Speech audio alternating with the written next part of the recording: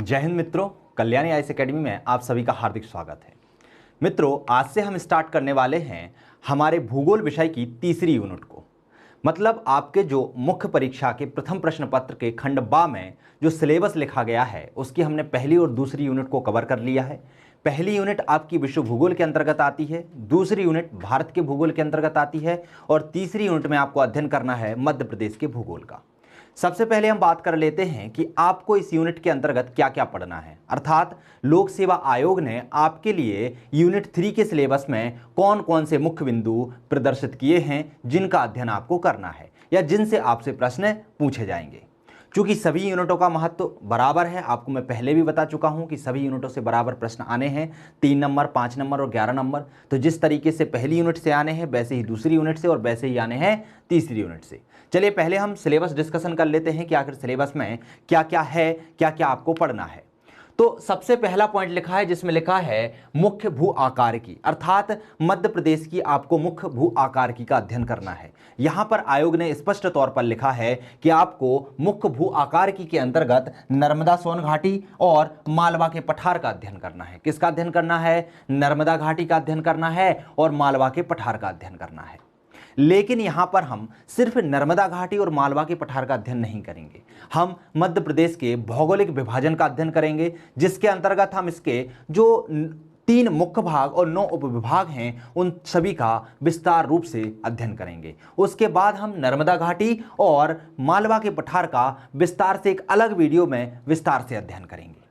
दूसरे पॉइंट में लिखा गया है प्राकृतिक वनस्पति और जलवायु, अर्थात इस टॉपिक के इस पॉइंट के अंतर्गत आपको मध्य प्रदेश की वनस्पति का अध्ययन करना है कि मध्य प्रदेश में किस प्रकार की वनस्पति पाई जाती है या वनस्पति को कितने भागों में बांटा गया है। उसके साथ ही साथ मध्य प्रदेश की जलवायु का भी अध्ययन करना है, अर्थात आपको अध्ययन करना है कि मध्य प्रदेश में तापमान कब और कितना पाया जाता है, मध्य प्रदेश में यदि वर्षा होती है तो कहां पर होती है, कितनी होती है और किस मानसून के द्वारा होती है। अरब सागर के मानसून द्वारा हो रही है या बंगाल की खाड़ी के मानसून के द्वारा हो रही है, या जो वर्षा हो रही है उसे किस नामों से जाना जाता है। तो हमें यहां पर तापमान, वर्षा का भी अध्ययन करना है। अगले टॉपिक में आपको लिखा गया है मृदा। यहां पर आयोग ने आपको स्पष्ट तौर पर बताया है कि मृदा के अंतर्गत आपको क्या क्या पढ़ना है। मृदा के अंतर्गत आपको मृदा के भौतिक, रासायनिक और जैविक गुणों का अध्ययन करना है। कितने गुणों का अध्ययन करना है? भौतिक गुणों का भी अध्ययन करना है, रासायनिक गुणों का भी अध्ययन करना है, साथ ही साथ जैविक गुणों का भी अध्ययन करना है। उसके बाद आपको मृदा प्रसंस्करण एवं मृदा के निर्माण का अध्ययन करना है कि मृदा का निर्माण होता कैसे है। साथ ही साथ आपको मृदा क्षरण एवं ह्रास की समस्याओं का अध्ययन करना है कि आखिर मृदा का क्षरण होता क्यों है और उससे क्या क्या समस्याएं जन्म लेती हैं। उसके बाद आपको जो समस्याग्रस्त मृदा है जिसका क्षरण हो रहा है उसके विषय में उसके परिष्कार और तरीके, मतलब उसको किस तरीके से सही मृदा में परिवर्तित किया जा सकता है या मृदा ह्रास को कम किया जा सकता है, आपको उसका अध्ययन करना है। फिर आपको जलग्रहण आधार पर मृदा संरक्षण और नियोजन का भी अध्ययन करना है। तो इतने सब टॉपिक हैं जो आपको मृदा टॉपिक के अंतर्गत पढ़ने हैं। इसके बाद आपको खनिज एवं ऊर्जा संसाधन का अध्ययन करना है। खनिज एवं ऊर्जा संसाधन में आपको क्या क्या पढ़ना है? आपको पढ़ना है कि कौन कौन से प्रकार मध्य प्रदेश में पाए जाते हैं, मतलब खनिजों के कौन कौन से प्रकार मध्य प्रदेश में पाए जाते हैं, इसी प्रकार कौन कौन सी ऊर्जा आपके मध्य प्रदेश में पाई जाती है या ऊर्जा संसाधन आपके मध्य प्रदेश में पाए जाते हैं। उसके बाद आपको वितरण का अध्ययन करना है कि खनिज और ऊर्जा संसाधनों का वितरण कहां पर कितना है। अर्थात यदि हम कोयले की बात करें तो मध्य प्रदेश में कोयला कहां पाया जाता है, लोहे की बात करें तो मध्य प्रदेश में लोहा कहां पाया जाता है। यदि हम ऊर्जा संसाधन की बात करें तो ऊर्जा संसाधन में जैसे तापीय ऊर्जा संसाधन है तो उसके लिए कौन कौन से उद्योग लगाए गए हैं या कहां से पवन ऊर्जा प्राप्त की जाती है, कहां से सौर ऊर्जा प्राप्त की जाती है या कहां से बायोमास या खनिज ऊर्जा प्राप्त की जाती है, इनके लिए कहां कहां पर उद्योग लगाए गए हैं। तो आपको ये सभी वितरण के अंतर्गत पढ़ने हैं कि कहां पर क्या पाया जाता है। उसके बाद उनके उपयोग का अध्ययन करना है कि मान लीजिए कोयले का, लोहे का, मैंगनीज का क्या उपयोग होता है। साथ ही साथ यदि हम तापीय ऊर्जा की बात करें या जलीय ऊर्जा की बात करें तो इनका उपयोग क्या होता है। क्लियर है? तो हमें खनिज संसाधन और ऊर्जा संसाधन के अंतर्गत क्या क्या पढ़ना है, उनके प्रकार, उनके वितरण, उनका उपयोग का अध्ययन करना है। फिर अगले टॉपिक में आपका लिखा गया है मध्य प्रदेश के उद्योग। यहां पर आयोग ने आपको स्पष्ट तौर पर बताया है कि मध्य प्रदेश में कौन कौन से उद्योग का अध्ययन करना है। तो यहां पर आपको कृषि आधारित उद्योगों का अध्ययन करना है, वन आधारित उद्योगों का अध्ययन करना है, साथ ही साथ खनिज आधारित उद्योगों का अध्ययन करना है। अर्थात कौन कौन से उद्योग, आपको वन आधारित, कृषि आधारित, खनिज आधारित उद्योगों का अध्ययन करना है। अगले टॉपिक में उन्होंने लिखा है राज्य की जनजातियां, जिसमें आपको मध्य प्रदेश में निवासित जनजातियों का अध्ययन करना है कि कहां पर कौन सी जनजाति निवास करती है, उन जनजातियों की विशेषताएं क्या हैं, उन जनजातियों में कौन से नृत्य पाए जाते हैं, क्या सामाजिक संरचना होती है, कौन सी पितृसत्तात्मक होती है, कौन सी मातृसत्तात्मक होती है, विवाह की रीतियां क्या होती हैं। तो इन सभी का अध्ययन आपको मध्य प्रदेश की जनजातियों के अंतर्गत पढ़ना है। साथ ही साथ आयोग ने स्पष्ट तौर पर लिखा है कि यहां पर आपदाग्रस्त जनजातियों के विशिष्ट संदर्भ में आपको जनजातियों का अध्ययन करना है। इसका मतलब यह है कि आपको मध्य प्रदेश के अंतर्गत कौन कौन सी जनजातियां आपदाग्रस्त जनजातियों के अंतर्गत आती हैं या पिछड़ी हुई जनजातियों के अंतर्गत आती हैं, उनका अध्ययन करना है, और उनकी विशिष्ट स्थिति संरचना के विषय में भी आपको अध्ययन करना है। तो आपके सिलेबस में ये 6 पॉइंट लिखे गए हैं। 6 पॉइंटों का आपको विस्तार रूप से अध्ययन करना है। यहां पर 6 पॉइंट को मैंने विस्तार रूप से बताया है कि किस पॉइंट के अंतर्गत हमें क्या क्या पढ़ना है। टॉपिक को स्टार्ट करने से पहले या हमारे मध्य प्रदेश की भू आकृति को प्रारंभ करने से पहले हम सबसे पहले समझ लेते हैं मध्य प्रदेश की सामान्य जानकारी, भूगोल से संबंधित जानकारी। देखिए क्या होता है, मध्य प्रदेश की सामान्य जानकारी में बहुत सारी चीजें आती हैं, जैसे कि राज्य के चिन्ह भी आ जाता है, राज्य के खेल भी आ जाता है, राज्य के नृत्य भी आ जाता है, बहुत सारी चीजें आ जाती हैं। यह भी आ जाता है कि यहाँ के पहले मुख्यमंत्री कौन थे, पहले राज्यपाल कौन थे, पहली महिला मुख्यमंत्री कौन थी, पहले विधानसभा अध्यक्ष कौन थे। तो ये क्या होते हैं, कुछ सांस्कृतिक तौर पर होते हैं, तो कुछ राजनीतिक तौर पर होते हैं, तो कुछ आर्थिक तौर पर होते हैं। लेकिन हमारा विषय चल रहा है भूगोल, इसलिए हम मध्य प्रदेश की जो सामान्य जानकारी का अध्ययन करेंगे, हम सिर्फ उन जानकारियों का अध्ययन करेंगे जो भूगोल विषय से संबंधित हो। तो सामान्य जानकारी में सबसे पहले हम क्या देखते हैं, सबसे पहले हम देखते हैं कि मध्य प्रदेश आखिर भारत में यदि स्थित है तो वह कहां पर स्थित है। लेकिन यदि मध्य प्रदेश की स्थिति जाने तो उससे पहले हमें भारत की स्थिति पता होना चाहिए। तो सबसे पहले मैं आपको बता देता हूं कि जो हमारी पृथ्वी है, पृथ्वी में बीचों बीच एक रेखा गुजरी हुई है जिसे कहा जाता है 0 डिग्री अक्षांश, और उस रेखा का नाम है विषुवत रेखा या भूमध्य रेखा। इसके उत्तर में जो भी आता है उसे कहा जाता है उत्तरीय गोलार्ध, और इसके दक्षिण में जो भी आता है उसे कहा जाता है दक्षिणी गोलार्ध। यदि हम पृथ्वी को खड़े तौर पर बांट दें, इस तरीके से बांट दें जिसे 0 डिग्री देशांतर कहते हैं, तो वह भी पृथ्वी को 2 बराबर भागों में बांट देता है। इसके पहले जो कुछ भी आता है उसे कहा जाता है पूर्वी देशांतर, और इसके पश्चिम में जो कुछ आता है उसे कहा जाता है पश्चिमी देशांतर। हमारे भारत की स्थिति आपको बताऊं तो यहां पर 0 डिग्री के ऊपर एक रेखा गुजरी हुई है जिसे कहा जाता है 23.5 डिग्री उत्तरी अक्षांश। क्या कहा जाता है? 23.5 डिग्री उत्तरी अक्षांश। तो इसके उत्तर में एक रेखा गुजरी है जिसे कहा जाता है 23.5 डिग्री उत्तरी अक्षांश, और उसका नाम है कर्क रेखा। और 0 डिग्री के दक्षिण में एक रेखा गुजरी है जिसे कहा जाता है 23.5 डिग्री साउथ, अर्थात उसे कहा जाता है मकर रेखा। तो जो नॉर्थ में रेखा है उसे कहा जाता है कर्क रेखा, और जो साउथ में है उसे कहा जाता है मकर रेखा। और आपको पता होगा कि भारत के बीचों बीच से 8 राज्यों से होकर एक रेखा गुजरती है जिसे क्या कहते हैं? कर्क रेखा कहते हैं। अर्थात हमारे भारत का जो भारत की स्थिति है वह इस तरीके से, कैसे है? इस तरीके से। अर्थात हमारा भारत कहां पर स्थित है? हमारा भारत कर्क रेखा पर स्थित है। कहां पर स्थित है? कर्क रेखा पर स्थित है। तो यहां पर आप ध्यान रखिएगा कि भारत की स्थिति यहां पर 0 डिग्री, यदि हम देशांतर की बात करें तो इसके पूर्व में स्थित है। कहां पर है? पूर्व में स्थित है। इसलिए जब भी हम देशांतर का अध्ययन करेंगे, चाहे भारत के उपलक्ष्य में करें या मध्य प्रदेश के विषय में करें, तो हम क्या पढ़ेंगे? वहां पर पूर्वी देशांतर पढ़ेंगे। वहां पर पश्चिमी देशांतर कहीं भी नहीं आएगा। हर जगह जब भी आप देशांतर का अध्ययन करेंगे तो वहां पर पूर्वी देशांतर आएगा, चाहे वह पश्चिम की ओर हो चाहे वह पूर्वी की ओर हो, वो क्या रहेगा? पूर्वी देशांतर ही रहेगा। यदि हम अक्षांश की बात करते हैं तो 0 डिग्री अक्षांश के कहां पर है? उत्तर में है। इसीलिए भारत में जो भी अक्षांशों का हम अध्ययन करेंगे वो सभी के सभी अक्षांश किस में आएंगे? उत्तरी अक्षांश में आएंगे। किस में आएंगे? उत्तरी अक्षांश में आएंगे। चलिए समझा देता हूं आपको। जिस तरीके से हम भारत के यदि अक्षांशीय विस्तार की बात करें तो भारत का अक्षांशीय विस्तार 8 डिग्री 4 उत्तरी अक्षांश से, यहां देखिए क्या लिखा हुआ है, उत्तरी अक्षांश है तो यह दक्षिण में, लेकिन इसकी स्थिति कहां पर है, यहां पर है। तो ये क्या हुआ, 8 डिग्री 4 उत्तरी अक्षांश से लेकर कहां तक है, तो ये यहां तक स्थिति है जिसका मान है 37 डिग्री 6 उत्तरी अक्षांश। तो यदि भारत का आपसे अक्षांशीय विस्तार पूछा जाए तो वो कहां से कहां तक है, 8 डिग्री 4 उत्तरी अक्षांश से 37 डिग्री 6 उत्तरी अक्षांश के मध्य। कहां से कहां तक, 8 डिग्री 4 उत्तरी अक्षांश से 37 डिग्री 6 उत्तरी अक्षांश के मध्य। अब यदि मध्य प्रदेश की बात करें कि मध्य प्रदेश का अक्षांशीय विस्तार कहां से कहां तक है, तो ये देखिए आप महाराष्ट्र के उत्तर में यहां 21 डिग्री 6 उत्तरी अक्षांश से लेकर 26 डिग्री 30 उत्तरी अक्षांश के मध्य मध्य प्रदेश का विस्तार है। कहां से कहां तक है, 21 डिग्री 6 उत्तरी अक्षांश से 26 डिग्री 30 उत्तरी अक्षांश के मध्य। अब यदि हम देशांतरीय विस्तार की बात करें तो भारत के देशांतरीय विस्तार में आप देखिएगा कि भारत का सबसे पश्चिमतम बिंदु कहां पर है, 68 डिग्री 7 पूर्वी देशांतर पर है। कहां है, 68 डिग्री 7 पूर्वी देशांतर पर है। तो यह इसका विस्तार 68 डिग्री 7 पूर्वी देशांतर से लेके इसकी सबसे पूर्वी सीमा कहां पर है, 97 डिग्री 25 पूर्वी देशांतर पर है। तो इसका विस्तार कहां से कहां तक होगा, 68 डिग्री 7 पूर्वी देशांतर से 97 डिग्री 25 पूर्वी देशांतर के मध्य। यहां पर भी पूर्वी आएगा और यहां पर भी पूर्वी आएगा। जब आपसे प्रश्न पूछा जाता है प्रीलिम्स के पॉइंट ऑफ व्यू से बता देता हूं कि यहां पर आपको पश्चिमी देशांतर लिख के दे देते हैं वो, तो आपको यहां पर कंफ्यूज नहीं होना है। ये क्या है, आपका पूर्वी देशांतर है और ये भी आपका पूर्वी देशांतर है।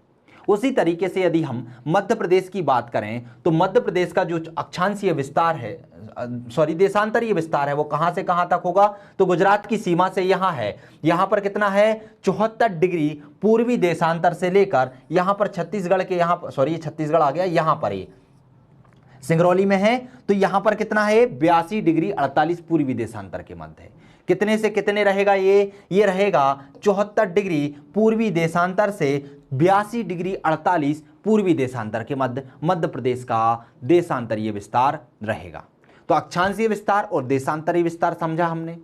दूसरी बात यह है कि जो हमारा मध्य प्रदेश है वह कैसा है, भू आविष्ठित राज्य है। भू आविष्ठित से मतलब क्या होता है, भू आविष्ठित ऐसे राज्य होते हैं जिनकी सीमा किसी समुद्री सीमा से नहीं लगती है, जो राज्यों के बीच में पाए जाते हैं। यदि हम मध्य प्रदेश को देखें तो मध्य प्रदेश चारों ओर से राज्यों से घिरा हुआ है। कितने राज्यों से घिरा हुआ है, तो 6 राज्यों से घिरा हुआ है। यदि इसके हम उत्तर पूर्व में देखें तो यहां पर है उत्तर प्रदेश। यदि हम पूर्व की ओर देखें तो यहां पर है छत्तीसगढ़। यदि हम महाराष्ट्र की बात करें तो दक्षिण की बात करें तो दक्षिण में है महाराष्ट्र। पश्चिम की बात करें तो पश्चिम में है गुजरात। और हम यदि उत्तर पश्चिम की बात करें तो उत्तर पश्चिम में है राजस्थान। तो स्थिति आपसे पूछी जाती है कि मध्य प्रदेश की राजनीतिक स्थिति कहां से कहां तक है या किन राज्यों के मध्य में है, तो आप लिखेंगे कि मध्य प्रदेश भू आविष्ठित राज्य है। इसके उत्तर पूर्व में उत्तर प्रदेश स्थित है, इसके उत्तर पश्चिम में राजस्थान स्थित है, इसके पश्चिम में गुजरात स्थित है, दक्षिण में महाराष्ट्र और पूर्व में छत्तीसगढ़ स्थित है। तो इसकी स्थिति आपको पता चल गई। कर्क रेखा की बात करें तो कर्क रेखा आपको पता है कि यहां से होकर गुजरी हुई है, अर्थात भारत के 8 राज्यों से होकर गुजरी हुई है। तो जैसे ही भारत के 8 राज्यों से होकर गुजरती है, साथ ही मध्य प्रदेश के 14 जिलों से भी होकर जाती है। कितने जिलों से होकर गुजरती है, 14 जिलों से होकर गुजरती है। तो मध्य प्रदेश गोंडवाना लैंड का भाग है। एक विशेषता और है, यह गोंडवाना लैंड का भाग है। अब गोंडवाना लैंड से मतलब क्या होता है, तो दोस्तों जब मैंने आपको विश्व भूगोल पढ़ाया था तो वहां पर बताया था कि पृथ्वी के जितने 7 महाद्वीप हैं और 5 महासागर वो पहले अलग अलग नहीं थे, वो एक साथ जुड़े थे, जिसे महाद्वीपीय विस्थापन का सिद्धांत कहा गया है। उसमें कहा गया था कि ये सभी महाद्वीप एक साथ जुड़े हुए थे और जुड़े हुए भाग को क्या कहा गया, पेंजिया। और उस पेंजिया के आसपास जल भरा हुआ था जिसे कहा गया पैंथालासा। क्या कहा गया, पैंथालासा। कालांतर में समय बीतता गया, इसमें बहुत सारे बल काम कर रहे थे, जैसे उत्प्लावन का बल, घूर्णन का बल। तो इस तरीके के जो बल काम कर रहे थे, तो उन बलों के कारण जो पेंजिया था उसमें दरार आ गई और दरार पड़ने के कारण ये 2 भागों में टूट गया। उत्तरीय भाग अंगारा लैंड कहलाया और दक्षिणी भाग गोंडवाना लैंड कहलाया। तो जो दक्षिणीय भाग है उसके भाग जहां जहां भी पाए जाएंगे वह भाग किसके अंतर्गत आएंगे, गोंडवाना लैंड के अंतर्गत आएंगे। जब मैं आपको हिमालय की उत्पत्ति पढ़ा रहा था तो मैंने आपको बताया था कि प्रायद्वीपीय भारत जो है वह गोंडवाना लैंड का भाग था, क्योंकि जब ये बाद में भी आगे चलकर टूटते जाएंगे तो इससे दक्षिण अमेरिका निकली, अफ्रीका निकला और प्रायद्वीपीय भारत और ऑस्ट्रेलिया वाला भाग निकला। अंगारा लैंड की बात करें तो वहां से उत्तर अमेरिका, यूरेशिया निकला। ठीक है, तो यहां से जो प्रायद्वीपीय भारत वाला भाग निकला वो धीरे धीरे उत्तर की ओर खिसका। जहां आप प्लेट विवर्तन की सिद्धांत पढ़ते हैं, प्लेट विवर्तन की सिद्धांत के अंतर्गत ये जो प्रायद्वीपीय भारत वाला भाग है यह गोंडवाना लैंड का भाग था और यह ऊपर की ओर खिसक रहा था। और जो मध्य प्रदेश है वह कहां पर स्थित है, तो वह प्रायद्वीपीय भारत में स्थित है। इसीलिए मध्य प्रदेश को गोंडवाना लैंड का भाग माना जाता है। किसका भाग माना जाता है, गोंडवाना लैंड का भाग माना जाता है। इसलिए मध्य प्रदेश क्या है, गोंडवाना लैंड का भाग है। इसका विस्तार हमने देख लिया है कि 21 डिग्री 6 उत्तरी अक्षांश से 26 डिग्री 30 उत्तरी अक्षांश के मध्य, और यदि हम देशांतरीय विस्तार की बात करें तो वह 74 डिग्री 9 पूर्वी देशांतर से 82 डिग्री 48 पूर्वी देशांतर के मध्य स्थित है। कितना है इसका अक्षांशीय विस्तार, 21 डिग्री 6 उत्तरी अक्षांश से 26 डिग्री 30 उत्तरी अक्षांश और 74 डिग्री 9 पूर्वी देशांतर से 82 डिग्री 48 पूर्वी देशांतर के मध्य है। कर्क रेखा इसके कितने जिलों से होकर जाती है, 14 जिलों से होकर गुजरती है। आपको 14 जिलों के नाम याद करने की जरूरत नहीं है, कभी भी नहीं पूछा जाता है। सीधा सीधा आपसे पूछ लिया जाता है कि मध्य प्रदेश के कितने जिलों से होकर कर्क रेखा गुजरती है, तो कितने जिलों से होकर गुजरती है, 14 जिलों से होकर गुजरती है।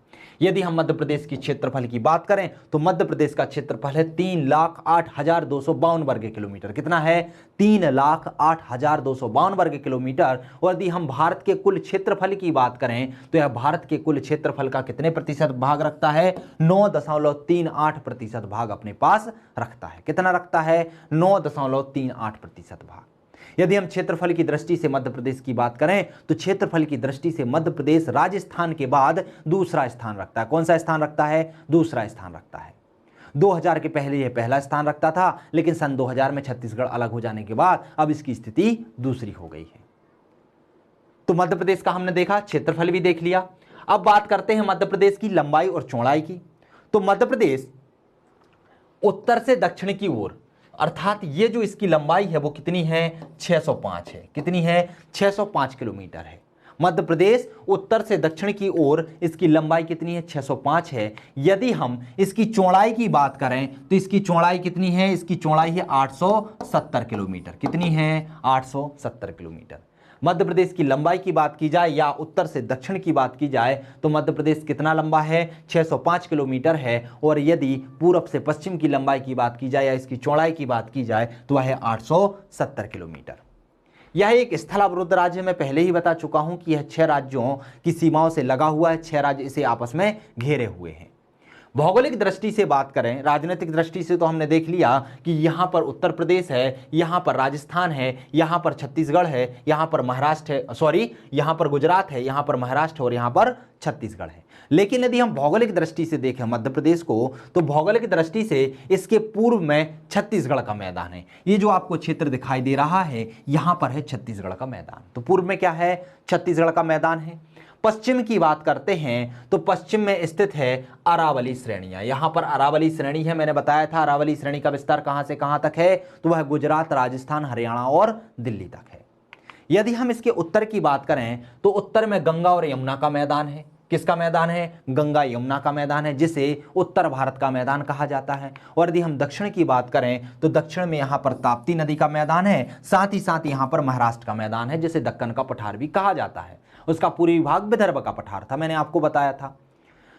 तो इसका जो यदि हम भौगोलिक विस्तार देखें तो पूर्वी की ओर छत्तीसगढ़ का मैदान, उत्तर की ओर नर्मदा और यमुना का गंगा और यमुना का मैदान, पश्चिम की ओर अरावली और दक्षिण की ओर क्या हो जाएगा, या तो महाराष्ट्र का पठार और ताप्ती नदी घाटी स्थित है।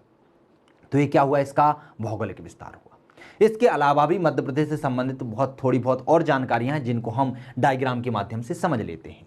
आपसे पूछा जाता है कि मध्य प्रदेश का सबसे पूर्वी जिला कौन सा है, मध्य प्रदेश का सबसे पश्चिमी जिला कौन सा है, मध्य प्रदेश का सबसे उत्तरी जिला कौन सा है और मध्य प्रदेश का सबसे दक्षिणी जिला कौन सा है। तो यदि हम मध्य प्रदेश के पूर्वी जिले की बात करें तो मध्य प्रदेश का सबसे पूर्वी जिला है सिंगरौली। कौन सा है, सिंगरौली है। यदि हम मध्य प्रदेश के सबसे पश्चिमी जिले की बात करें तो मध्य प्रदेश का सबसे पश्चिमी जिला है अलीराजपुर। कौन सा जिला है, अलीराजपुर। यदि मध्य प्रदेश के सबसे उत्तरी जिले की बात करते हैं तो मध्य प्रदेश का सबसे उत्तरी जिला है जिसे कहा जाता है मुरैना, और दक्षिणी जिले की बात करें तो मध्य प्रदेश का सबसे दक्षिणी जिला है बुरहानपुर। तो यदि आपसे पूछा जाए पूर्वी जिला तो पूर्वी जिला सिंगरौली, पश्चिमी जिला तो अलीराजपुर, उत्तरी जिला तो मुरैना और दक्षिणी जिला तो बुरहानपुर। अब आपसे प्रश्न पूछा जाता है कि उत्तर प्रदेश से मध्य प्रदेश के कितने जिले लगे हुए हैं, या फिर जो आसपास के राज्य हैं उनसे मध्य प्रदेश के कितने जिले लगे हुए हैं, और उन राज्यों के भी कितने जिले मध्य प्रदेश से लगे हुए हैं। तो यदि हम उत्तर प्रदेश की बात करते हैं तो उत्तर प्रदेश से मध्य प्रदेश के 13 जिले लगे हुए हैं तथा उत्तर प्रदेश के भी 13 जिला मध्य प्रदेश से लगे हुए हैं। यदि हम बात करें कि उत्तर प्रदेश से सबसे अधिक सीमा किस जिले की लगती है तो किसकी लगती है? टीकमगढ़ की लगती है। किसकी सीमा लगती है? टीकमगढ़ की लगती है। यदि हम राजस्थान की बात करें कि राजस्थान से मध्य प्रदेश के और राजस्थान के कितने जिले मध्य प्रदेश से लगे हैं तो इनकी संख्या भी 10-10 है, अर्थात 10 जिले मध्य प्रदेश के राजस्थान से लगे हुए हैं, वैसे ही राजस्थान के 10 जिले मध्य प्रदेश से लगे हुए हैं। अब बात आ जाती है कि राजस्थान से सबसे ज्यादा सीमा किस जिले की लगी हुई है, तो मध्य प्रदेश के नीमच जिले की सीमा राजस्थान से सबसे ज्यादा लगी हुई है।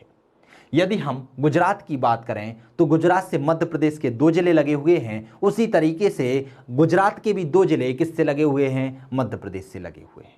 यदि हम महाराष्ट्र की बात करते हैं कि महाराष्ट्र से कितने जिले लगे हुए हैं तो महाराष्ट्र से मध्य प्रदेश के 9 जिले लगे हुए हैं, उसी तरीके से महाराष्ट्र के भी 9 जिले मध्य प्रदेश से लगे हुए हैं। यदि हम बात करें कि महाराष्ट्र से सर्वाधिक सीमा किस जिले की लगती है तो वह लगती है बैतूल की। किसकी लगती है? बैतूल की लगती है। सबसे दक्षिणी जिला है बुरहानपुर, लेकिन महाराष्ट्र से सबसे ज्यादा सीमा लगने वाला जिला कौन सा है तो वह है बैतूल। बात करते हैं हम छत्तीसगढ़ की कि छत्तीसगढ़ से कितने जिले मध्य प्रदेश के लगे हैं और मध्य प्रदेश के कितने जिले छत्तीसगढ़ से लगे हैं। तो मध्य प्रदेश के छत्तीसगढ़ से 6 जिले लगे हुए हैं और छत्तीसगढ़ के 7 जिले मध्य प्रदेश से लगे हुए हैं। कितने हैं? मध्य प्रदेश के 6 लगे हुए हैं और छत्तीसगढ़ के 7 लगे हुए हैं। यदि हम बात करें कि सर्वाधिक सीमा छत्तीसगढ़ से किस जिले की लगती है तो वह लगती है अनूपपुर की। किसकी लगती है? अनूपपुर की लगती है। यह क्लियर हुआ आपको कि 6 राज्य कौन कौन से हैं मध्य प्रदेश के आसपास। दूसरी बात ये कि सबसे उत्तरी, पूर्वी, पश्चिमी और दक्षिणी सीमा कौन कौन से जिले हैं। तीसरी बात ये कि इन राज्यों से सबसे ज्यादा सीमा किस जिले की लगी हुई है। अब हम बात कर लेते हैं कि एक से अधिक जिलों से लगने वाले, एक से अधिक राज्यों से लगने वाले आखिर मध्य प्रदेश में कौन कौन से जिले हैं जिनकी सीमा एक से अधिक राज्यों को टच करती है। प्रश्न आपसे पूछ लिया जाता है, समझने का प्रयास करते हैं उनको हम। तो यहां पर आप देखिएगा, सबसे पहले हम उत्तर की ओर चलते हैं तो सबसे उत्तरी जो जिला है जिसे कहा जाता है मुरैना। क्या कहा जाता है? मुरैना। तो मुरैना की सीमा राजस्थान को भी टच करती है, राजस्थान यहां से लगता है तो राजस्थान को भी टच करती है, साथ ही साथ उत्तर प्रदेश को भी टच करती है। तो एक तो हुआ मुरैना, दूसरा हुआ शिवपुरी। कौन सा हुआ? शिवपुरी। शिवपुरी की सीमा भी राजस्थान को, एक और राजस्थान को टच कर रही है और एक और उत्तर प्रदेश को टच करती है। तो 2 जिले हो गए जो राजस्थान और उत्तर प्रदेश की सीमा को टच करते हैं। इसके बाद यदि हम आ जाएं यहां पर तो 2 जिले यहां पर हैं जो गुजरात की सीमा पर स्थित हैं। तो उत्तर में है झाबुआ जिसकी सीमा गुजरात और राजस्थान की सीमा को टच करती है, और दूसरा है अलीराजपुर जिसकी सीमा गुजरात और महाराष्ट्र को टच करती है। तो ये आपको ध्यान रखना है, एक बार एग्जाम में एमपीपीएससी में पूछा गया है कि गुजरात और राजस्थान की सीमा को टच करने वाला जिला कौन सा है, तो कौन सा है? झाबुआ है। और यदि गुजरात और महाराष्ट्र की सीमा की बात की जाए कि गुजरात और महाराष्ट्र की सीमा को टच करने वाला जिला कौन सा है तो वह है अलीराजपुर।